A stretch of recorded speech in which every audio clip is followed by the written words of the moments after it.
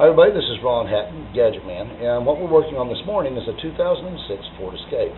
Now, what we're going to do is we're going to show you the basics of what a throttle body is, where it's located, and how you can remove yours before you send it to us. So, if we'll take a look here, this is your air filter box. I want to back up a little bit, Shields. This is your air filter box. Now, the air filter box is positioned in a lot of different ways, and every vehicle's got it in a different spot pretty much. But that's your air filter. Here is a device that's known as the mass airflow sensor. Various names, but they all indicate that they're moving the airflow or registering the airflow. Then here is the crankcase ventilation tube, one of the two. All right, this is the one we're going to leave alone. And then here's the throttle body right here. Now, as you can see, back up just a little bit, Shells. All right, the 4 bolts in here. Okay, there's 4 bolts that hold this particular throttle body on. Almost all of them have 4 bolts. Some have 3, some have 5, but most of them have 4 bolts. Now over here is a sensor on the side. That's called the throttle position sensor. Because as the cable moves and opens the throttle up like this, there's a shaft that moves through, and this is a resistor in here that sends a signal to the computer to let the computer know how far open the throttle is. Okay? This piece right here is called the idle air control valve, and what it does is when the engine is in an idle, it will allow air into the intake airstream to keep the thing idling. This right over here is your EGR. Now you can tell it's the EGR because it stands for exhaust gas recirculation, and this metal tube goes down to the exhaust and comes up through this valve. And then the valve opens and closes according to the vacuum inside the engine and lets it into the intake manifold here. Okay, so that's basically what we're dealing with. And now let me get some tools. We're just learning how to work as a team on this camera stuff, guys. It's fun. All right. Anyway, so we'll get some tools down here and we'll get started on this. Alright, so what I've done is, as you can see, there's not much to this. I've just loosened up a couple of screws, and I'm going to pop this loose. Now, this is really important that you handle these electrical connectors with care, alright, because you don't want to pull on the wires. If you do, then you may render the unit non-functional, and that's not a good thing. But on this particular type, simply push down on the clip and wiggle it, and it slides right off. The same thing with the throttle position sensor. It's a little lever you can push. You probably can't see it from there, but just push it up, just pull the clip off. Some of them have a little retainer that is a different color, and then you slide that retainer up and then push on it, and it'll open up. It's just a security measure. All right. Now, you don't have to remove the air filter box in this case. Sometimes you do, but not in this case. So what we're going to do is we're going to just pull these things out of here.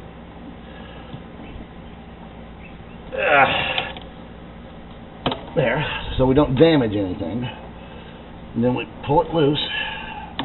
We just remove that section from there. And then what we're going to do is we're going to take and remove the throttle body bolts. Oh, here, well, let's do the cables first. This type of cabling, you just push it down and it pops right off. This is how it goes on, just like this. It snaps into place. So you just work it off. Be careful with it. Push it straight away only. Then, Shields, would you come around the other side and show them how this cable goes in there? Now, on this cable here, they're all set up basically the same way. They have a little ball that goes like this, and you just slide it. There's a hole down there. I'll show you better when we get the throttle body off. But there's a hole right there that this slides into, like that. And you just pull the cable up where you can get that loose, and it slides right in. Hopefully you can see that. But if not, you can figure that out. That's not really tough. So let me get an extension here. There's the target.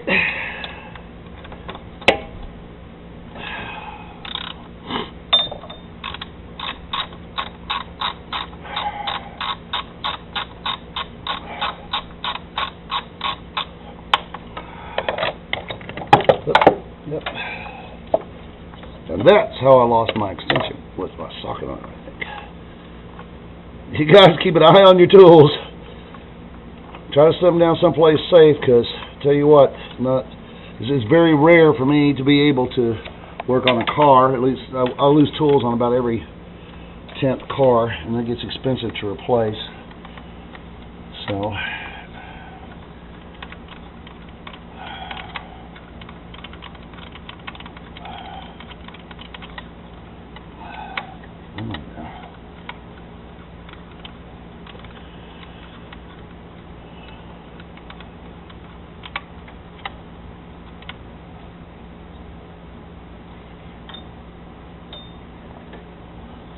in there somewhere.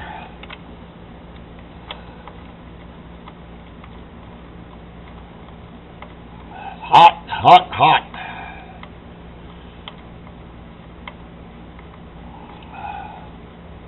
Because what we do, well, since I take the 5-gas analysis, the 5-gas samplings on these vehicles, when they come to me, I expect them to be hot, and I jump right on them so I can get accurate emissions analysis of the engine while it's warmed up, so we don't have to wait until the cat heats up. No, stop too. Catalytic converter. Yeah, the catalytic converter, right. Which has to be hot in order to burn the quote-unquote waste fuel, which is what we're trying to eliminate, is the waste fuel. Actually doesn't change much, except the length of time it takes to burn your fuel, which makes a huge difference in your economy. Huge differences. Alright, so here we go. Got the last bolt off. And there may be a vacuum line on it. It feels like there might be. Oh, and there's coolant lines. Okay, so coolant lines are attached to the throttle body, so what we're going to do is we're going to bleed off some of the pressure. If you look over here, you see the pressure cap on the radiator. Now, because the engine's hot, I don't want that to spray liquid all over me, so I just loosen it up and let the air out. That prevents it from squirting. Yeah, we don't need it squirting on us. Not today. Alright, so now I'm going to take and remove the coolant lines. Hopefully it won't leak too bad. Get to it. These are just simple squeeze clamps. I'm sure most all of you have seen them before. You just take the clamp, loosen it, get to it, and there's the vacuum line that plugged in this vehicle originally that caused it to spit out transmission fluid. I almost lost his tranny because I thought it was a vacuum line, but it's not. It's a vent. Now notice I just took that and I worked the hose back and forth a little bit. That's to break the seal loose. Because otherwise when you go to pull on it, you're liable to put a hole in it. We don't want to do that. Oh, there we go. Got a little bit of a leak there. Take care of that very quickly. Then we can do that with this right here.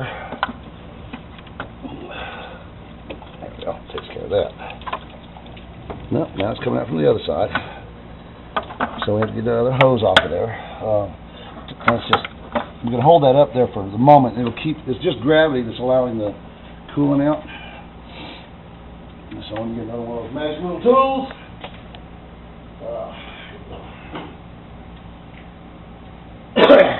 Excuse me.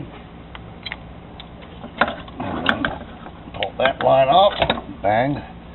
And there. That'll prevent excess coolant loss forward there. There you go. Alright, so now what we're going to be doing is I've already grooved this once.